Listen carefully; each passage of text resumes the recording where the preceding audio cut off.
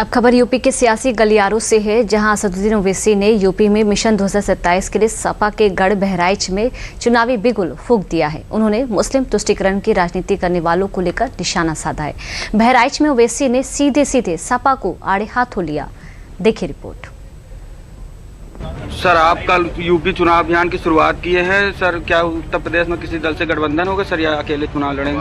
Party दोबारा BJP को उत्तर प्रदेश में आने को रोकने के लिए हम अलायंस करने के लिए तैयार हैं। बशर्ते के अलायंस में हमको इज्जत की निगाहों से देखा जाए, बराबरी का रुतबा दिया जाए।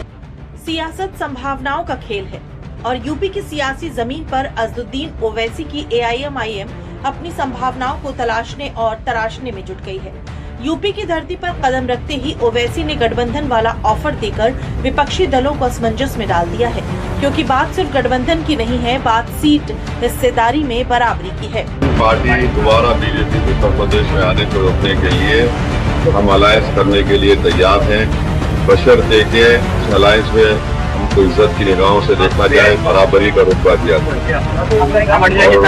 और हम तो अपना चुनाव बड़ी ताकत से तैयारी के साथ लड़ रहे हैं और हमारे अध्यक्ष जनाब डॉक्टर अली साहब और MIM पार्टी के तमाम members, post holders, zone incharge बड़ी मेहनत कर रहे हैं और हमारी तैयारी है। यूपी में ओवैसी की एंट्री सपा के लिए वैसे ही किसी झटके से कम नहीं है। ऊपर से गठबंधन की आस में बैठे विपक्षी दलों को ओवैसी ने ऑफर भी ऐसा दिया कि जो उनसे ना तो निगलते बनेगा और ना ही उगलते। हालांकि ओवैसी गठबंधन सपा से करेंगे या बसपा से, इसे लेकर फिलहाल उन्होंने कुछ नहीं कहा है। लेकिन AIM-IM की तैयारी यूपी में 200 सीटों पर चुनाव लड़ने की है। यही नहीं, यूपी में मुस्लिम वोटों के सपा के साथ होने के सवाल पर भी ओवैसी नाराज हो गए। MIM पार्टी बड़ी स्ट्रॉन्ग मिसाल के तौर पर उभरी है और जो लोग इस तरह की बकवास कर रहे हैं उनको ज्यादा हो जाएगा। दरअसल ओवैसी का यूपी आना सपा के लिए खतरे की घंटी मानी जा रही है। साल 2022 में हुए यूपी विधानसभा चुनाव में भी ओवैसी की पार्टी चुनाव लड़ी थी। पार्टी भले ही एक भी सीट जीतने में सफल नहीं रही, लेकिन इसका खामियाजा सपा को भुगतना पड़ा था।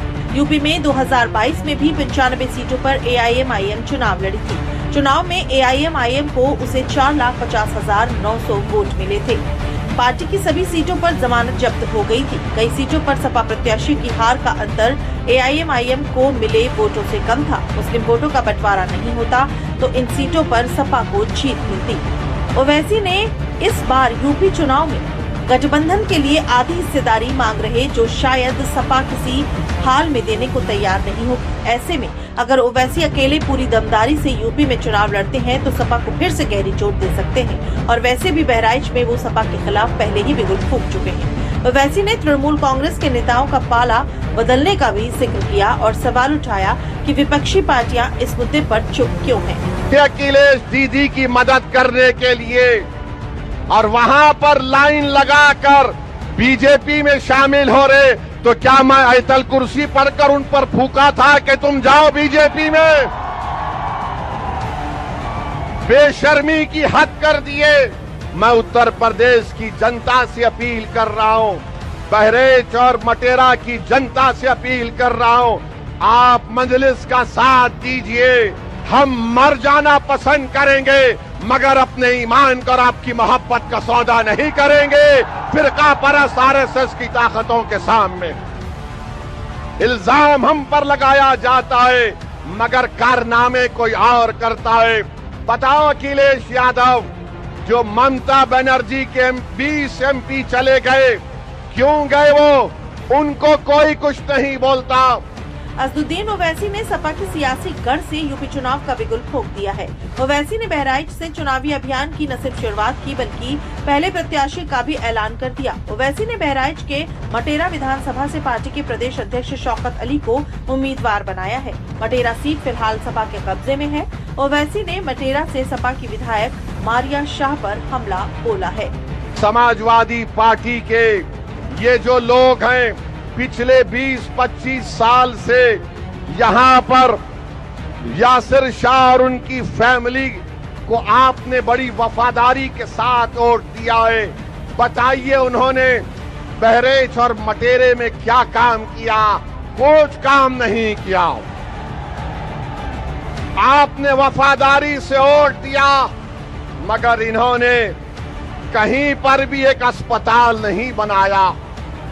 ओवैसी लगातार मुसलमानों की सियासी भागीदारी का मुद्दा उठा रहे हैं और अब उनका कारवां यूपी पहुंच चुका है और ओवैसी की ये सक्रियता अखिलेश के लिए टेंशन का सबब बन सकती है। यूपी में अल्पसंख्यक वोटरों में 95% मुस्लिम है। यूपी की 50 सीटों पर ये आबादी जीत हार तय करती है। AIM-IM 40 से 50 सीटों पर सपा के खेल बिगाड़ सकती है, जिसका सीधा फायदा बीजेपी और उसके सहयोगी दलों को होगा। बीजेपी के लिहाज से देखें तो ओवैसी का यूपी चुनाव लड़ना किसी भी तरह से चिंता का सबब नहीं है। ओवैसी ने यूपी की धरती से बीजेपी को कई मुद्दों पर घेरने की कोशिश की। हालांकि बीजेपी ने उल्टा ओवैसी से ही सवाल दाग दिए। ओवैसी को पहले बताना चाहिए कि उनके सांसद समाजवादी पार्टी के सहयोगी आरजेडी ने तोड़ दिए थे बिहार में, उसमें भी टिप्पणी करो ना। दूसरे बीजेपी ने तो किसी टीएमसी के किसी विधायक या सांसद को शामिल किया नहीं।